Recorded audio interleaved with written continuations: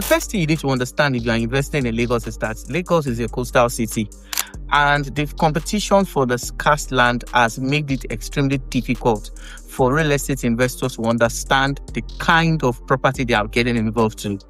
On today's episode, I'm going to be talking about waterlogged land, but today's emphasis will be based solely on the soil condition of the land you are buying. In case you are curious to know what exactly I intend to talk about, do well to watch this video to the end, give us a like, and of course, subscribe to this channel if you have not done so. One thing is very certain, this episode will open your eye for you to know the kind of property you should go for if you are buying your next property investment. I'll see you immediately after this short timeout. Don't go nowhere.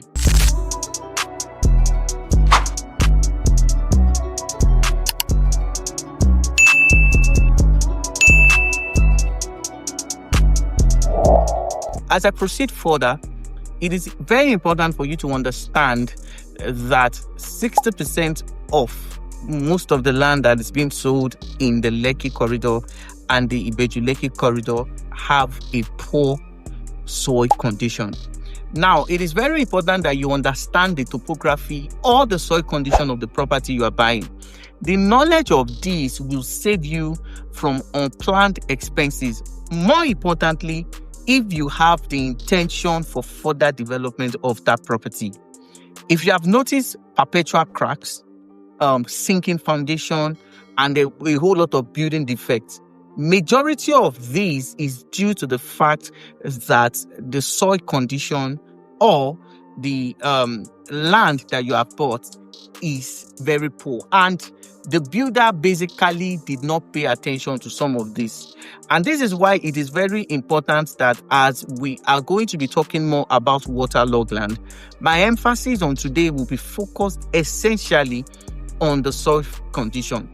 Now, it is very, very certain or very, very necessary that before your builder embarks on construction, it is very important that the builder conduct what we call a soil test.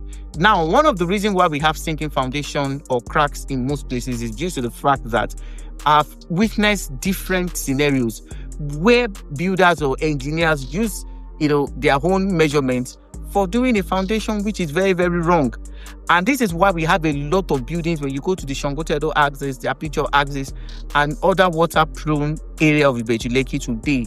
Most of the structures are either sinking or the cracks on the walls are increasing and becoming very, very poor and bad. And this is very important. Now, why do you need to do a soil test? A soil test basically tells you the condition of the land. A soil test gives you various recommendations of the foundation that must be done before construction can start. Now, when we talk about foundation, we have different kinds of foundation. Obviously, that is not the focus of today's episode, but the soil test can either recommend a raft foundation or a pile foundation. In a situation whereby the soil test recommends a pile foundation, the soil test will further go for further review the number of depths the foundation must go. Now, I went to a site recently and the builder told me that they have to do a 26-meter pile into the ground.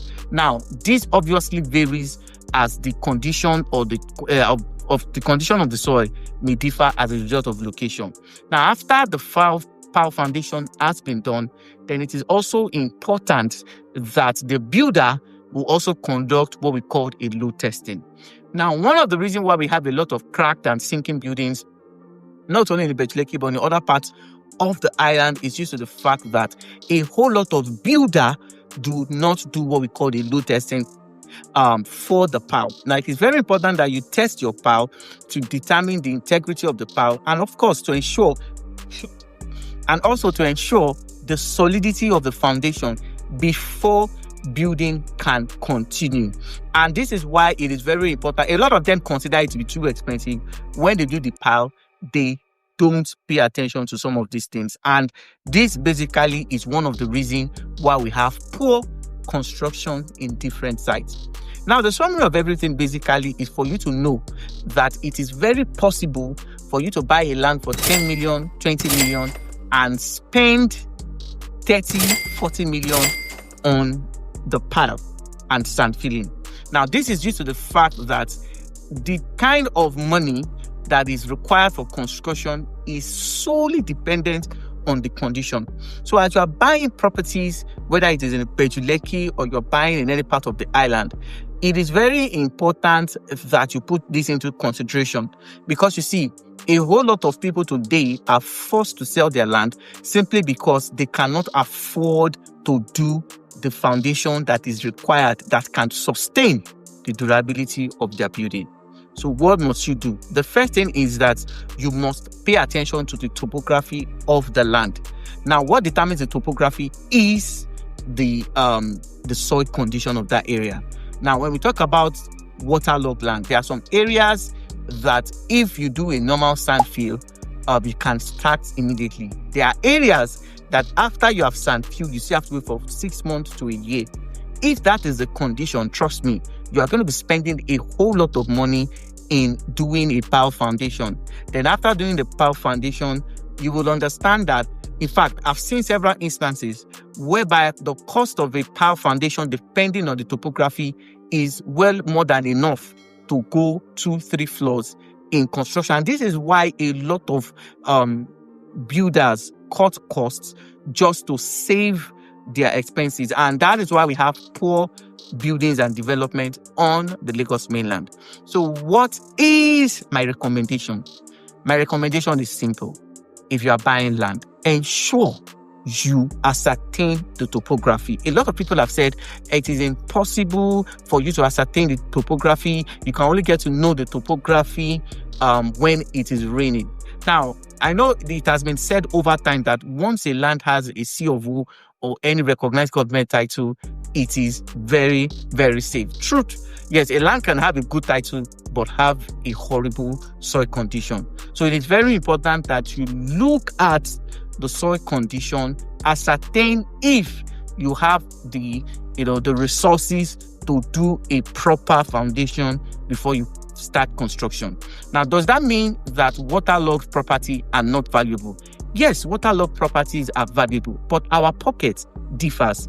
I've seen instances whereby a lot of people may know that, okay, this is the condition of the property that I'm buying, in as much as fact that the land is in the location I like. I can spend 50 million, I can spend 100 million, in as much as fact that it gives me what I want. Now, if that is your case, you don't need to worry about the soil, condition of the land. You can go ahead and do your purchase. But if that is not your condition, if you feel basically that you don't have enough resources to put, for sand filling, and of course, doing a pile foundation as the soil test will review, it is very important to do this. So how do you do this? Now, when you go for physical inspection, do not be satisfied when the developer or the realtor is pointing your hand to it. It is very important that you ascertain the boundaries for that estate. It is very important. And it is also important that you have the layout of that construction, of that site. Now, the layout of that site, of course, a lot of real estate developers have been able, to construct a layout. So from the layout,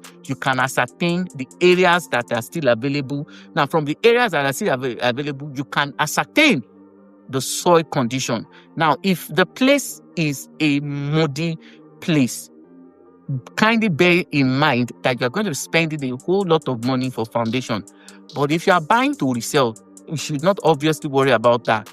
But if your intention is to develop in the future, it is very important you do this. So because you see, if you buy a land that has a poor soil, trust me, you are going to be spending fortune to erect a good foundation. Because you see, if the foundation is not properly done, you will have issues with the house.